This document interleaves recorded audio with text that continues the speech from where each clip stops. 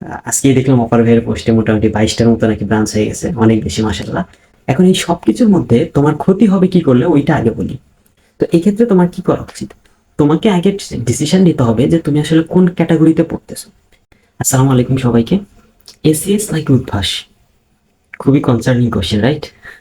আচ্ছা, এটা নিয়ে কথা বলবো আজকে। মোটামুটি উদ্ভাসের ক্লাস কেমন, এসিএস এর ক্লাস কেমন, উদ্ভাসের অফলাইন এবং অনলাইনের মধ্যে ডিফারেন্সটা কি, এক্সাম সিস্টেম কাদের কেমন, এবং কোন ধরনের স্টুডেন্টের জন্য কোন প্ল্যাটফর্মটা বেস্ট হবে বা কোন অ্যাপ্রোচটা, ধরো এসিএস এর ক্লাস, উদ্ভাসের এক্সাম, এই প্রসিডিউরটা আসলে কতটা ইফেক্টিভ, সবকিছু নিয়ে কথা বলবো। এবং ভিডিও শেষে তুমি বুঝে যাবা আসলে তুমি কোন ক্যাটাগরির স্টুডেন্ট। দেখো, ফার্স্ট অফ অল তোমাদেরকে হচ্ছে সিস্টেমটা বুঝতে হবে যে এসিএস এর কোর্সগুলো কিভাবে পরিচালিত হয় এবং উদ্ভাসের কোর্সগুলো কিভাবে পরিচালিত হয়।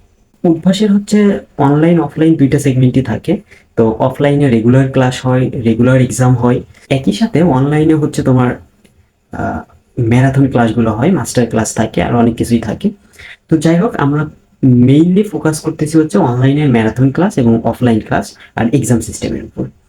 এবার আসলে এসিএস এ কি হয়, এসিএস ও তোমাকে ম্যাটেরিয়ালস দিবে, উদ্ভাসও ম্যাটেরিয়ালস দিবে। তো এসিএস ও ম্যাটেরিয়ালস দিবে, এসিএস এর হচ্ছে অনলাইন ক্লাসগুলো হবে। তো এসিএস এর আবার কিন্তু অফলাইন ক্লাস হয় না। এক্সাম সিস্টেম কিছু কিছু ব্রাঞ্চ ওদের আছে। আজকেই দেখলাম অপার ভাইয়ের পোস্টে মোটামুটি 22টার মতো নাকি ব্রাঞ্চ হয়ে গেছে, অনেক বেশি মাশাআল্লাহ। এখন এই সবকিছুর মধ্যে তোমার ক্ষতি হবে কি করলে ওইটা আগে বলি। তো তুমি ধরো লাইক খুবই ভালো স্টুডেন্ট। সো তুমি কি করতে চাও, তুমি সবকিছু পড়তে চাও, তুমি এসিএস এর ম্যাটেরিয়ালসও পড়তে চাও, উদ্ভাসের ম্যাটেরিয়ালসও পড়তে চাও, এসিএস এর ক্লাসও করতে চাও, উদ্ভাসের ক্লাসও করতে চাও। সো এমন যদি হয় হচ্ছে তোমার চিন্তা ভাবনা, তাহলে কিন্তু তোমার লস খাওয়ার বা ধরা খাওয়ার একটা বড় সম্ভাবনা রয়েছে। কারণ এটা আসলে ফিজিক্যালি পসিবল না। কারণ এসিএস এর ক্লাসগুলো যদি তুমি চিন্তা করো, ওরা এক একটা চ্যাপ্টারের মোটামুটি ওভারঅল হচ্ছে 8 থেকে 9 ঘন্টার ক্লাস দিবে। সো ইঞ্জিনিয়ারিং অ্যাডমিশনের কথা বলতেছি আমি, 8 থেকে 9 ঘন্টা ক্লাস যদি তুমি করো, সো তোমার কিন্তু আসলে প্র্যাকটিস করার সময় পাবা না বা উদ্ভাসের ম্যাটেরিয়ালস কোনো কিছুই করতে পারবা না। অন্যদিকে উদ্ভাসের কথা যদি চিন্তা করো, উদ্ভাসের অফলাইন ক্লাস যদি তুমি ভাবো, তাহলে অফলাইন ক্লাসটা ওদের 1 ঘন্টার মতো হয়, এর বেশি হয় না। খুবই অল্প সময়ে ওরা যেটা করে, অনেকটা কাইন্ড অফ অনশট ক্লাসের মতো। সো এই অনশট ক্লাসের মতো অল্প সময়ের মধ্যে ওরা হচ্ছে সব একটা চ্যাপ্টারে সবগুলো টপিক কভার করে দেয় এবং কিছু ম্যাথও দেখায়, অ্যাডভান্স ম্যাথগুলো দেখানোর চেষ্টা করে দুই একটা করে। সো যতটা পসিবল অল্প সময়ের মধ্যে। সো এইটা কাদের জন্য ইফেক্টিভ? যাদের হচ্ছে একাডেমিক খুবই ভালো করে পড়া আছে, একাডেমিক লেভেলেই হচ্ছে ওরা অ্যাডমিশনে সবকিছু মোটামুটি পড়ে ফেলছে, ওদের জন্য এইগুলো ঠিক আছে। হ্যাঁ। তো এখানে আরেকটা ব্যাপার আছে, তোমার যদি হচ্ছে বাসার কাছে উদ্ভাসের ব্রাঞ্চ হয়, তাহলে তুমি যেতেই পারো, গিয়ে উদ্ভাসের অফলাইন ক্লাসগুলো করলা বা রেগুলার যে ডেইলি এক্সামগুলো হয় ডেইলি এক্সামগুলো দিলা। কিন্তু যদি এমন হয় যে উদ্ভাসের ক্লাস করতে যেতে বা উদ্ভাসের হচ্ছে তোমার পরীক্ষা দিতে যেতে তোমার 2-3 ঘন্টা সময় নাই হয়ে যাচ্ছে, তো তাহলে কিন্তু আমি সাজেস্ট করবো এটা করার দরকার নেই। উদ্ভাসে তুমি ভর্তি হও, বাট উদ্ভাসের রেগুলারলি যাওয়ার প্রয়োজন নেই, যেহেতু অনলাইন ভার্সন আছে, তুমি অনলাইনে এক্সাম দাও, ম্যারাথন ক্লাসগুলো করো। দেখো, এসিআর যেটা করে সেটা হচ্ছে প্রত্যেকটা বেসিক একদম একাডেমিক থেকেই মোটামুটি শুরু করে। ওরা শুধু সূত্রের ডিরাইভেশন গুলো করায় না, বাট একাডেমিক লেভেলে একটা স্টুডেন্টকে যেমন স্পুন ফিডিং করা হয়, ওইভাবে হচ্ছে সবকিছু বুঝাই দেওয়ার চেষ্টা করে। লাইক এরকম যে আমার ক্ষেত্রে এরকম হয়েছে, আমি এসিএস এর যে সব ক্লাস করেছি এমন না, বাট আমার এক্সপিরিয়েন্স আছে যে আমি দেখা গেল যে একটা ম্যাথ আমি 5 মিনিটে সলভ করতে পারতেছি, বাট ভাইয়ারা হচ্ছে যেহেতু সবার কথা চিন্তা করে ক্লাসটা নেয়, তো ওই ম্যাথটা আধা ঘন্টা ধরে ক্লাসে সলভ করাচ্ছে। তো এটা কিন্তু তোমার জন্য টাইম ওয়েস্ট হবে। তো এই ক্ষেত্রে তোমার কি করা উচিত? তোমাকে আগে ডিসিশন নিতে হবে যে তুমি আসলে কোন ক্যাটাগরিতে পড়তেছো। হ্যাঁ। এবং সব সাবজেক্টের জন্য বা সব চ্যাপ্টারের জন্য কিন্তু সেম রুল খাটবে বিষয়টা এমনও না। তাহলে কি, অ্যালগোরিদম ধরে ধরে তোমাকে আগাতে হবে। আগে তোমাকে বুঝতে হবে যে তোমার বেসিকের অবস্থা কি। যদি তোমার এমন হয় যে তুমি নিজে নিজে ইঞ্জিনিয়ারিং কোশ্চেন ব্যাংক সলভ করতে পারতেছো, তুমি কনসেপ্ট বুকে সবকিছু বুঝতেছো, তার মানে বুঝতে হবে তোমার বেসিক খুবই ভালো। তো তোমার এসিএস এর ওই 10-12 ঘন্টার ক্লাস না করলে কোনো সমস্যা নেই। তাহলে তুমি কি করতে পারো, তুমি উদ্ভাসের সব কন্টেন্ট ফলো করো, উদ্ভাসের ম্যারাথন ক্লাস করতে পারো।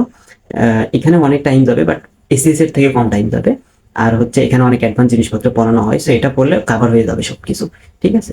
আর হচ্ছে উদ্ভাসের এক্সাম দিতে হবে, উদ্ভাসের এক্সামটা অবশ্যই দিতে হবে, এটা সাজেস্ট করি, স্পেশালি হচ্ছে তোমার উইকলি এক্সামটা। কিন্তু এসএস এর সাথে উদ্ভাসের বড় কনফ্লিকশন যেটা হয় সেটা হচ্ছে, তুমি যখন উদ্ভাসের এক্সাম রুটিনটা ফলো করতে যাবা, তখন কিন্তু এসএস এর ক্লাসের সাথে এটা কোনো মিল পাবে না। তো দেখা যাবে এক চ্যাপ্টারের ক্লাস নিচ্ছে, ওইখানে আর এক চ্যাপ্টারের এক্সাম হচ্ছে, এটা কিন্তু তোমাকে বড় একটা প্রবলেমের মধ্যে ফেলবে। সো তোমার উচিত হচ্ছে যে কোনো একটাকে ফলো করা। তো তোমার যদি একাডেমিকে খুব একটা সমস্যা না হয়, খুব একটা সমস্যা না হয়, বুঝতে খুব একটা প্রবলেম না হয়, তাহলে উদ্ভাসকে ফলো করাটাকেই আমি প্রেফার করি। বাট তোমাকে যে কনফিডেন্স কম বা তুমি অভ্যাসের ক্লাস বুঝতে পারতেছো না বা কোশ্চেন ব্যাংক সলভ করতে প্রবলেম হচ্ছে, সেই ক্ষেত্রে বাধ্য হয়ে তোমাকে কিন্তু এসএস এর ক্লাস করতে হবে।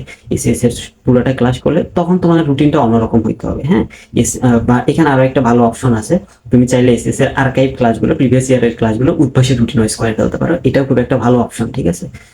তো এইটা করে তুমি উদ্ভাসের এক্সামের সাথে তুমি এক্সাম দিতে পারো, এটা হবে বেস্ট হয়ে তোমার জন্য। এখন যারা শুধুমাত্র একটা প্ল্যাটফর্মে করতে চাও, তোমাদেরকে বলি তোমরা যদি উদ্ভাসের সব কিছু কনজিউম করতে পারো, লাইক উদ্ভাসের কোশ্চেন ব্যাংক, উদ্ভাসের কনসেপ্ট বুক, কোশ্চেন ব্যাংকের যে প্র্যাকটিস কোশ্চেনগুলো থাকে, উদ্ভাসের ক্লাস, সবকিছু যদি তুমি পড়ে ফেলতে পারো, তোমার বাইরের আর কোনো কিছুই লাগবে না।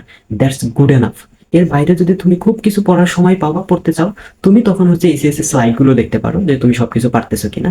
সো বাট এইটা কখনোই করতে যাও না যে তুমি এসিএস এরও ক্লাস করতেছো, উদ্ভাসেরও ক্লাস করতেছো এবং তুমি প্র্যাকটিসের টাইমটা পাচ্ছ না। তো তোমাকে আমি একটা কথা যদি 100 বার বলতে হয়, সেটা আমি কি বলবো, সেটা হচ্ছে অ্যাডমিশন টাইমে তুমি প্র্যাকটিস করো। প্রয়োজনে ক্লাস একটা কম করো, প্রয়োজনে একজনের ক্লাস কম করো, বাট তুমি প্র্যাকটিস করো।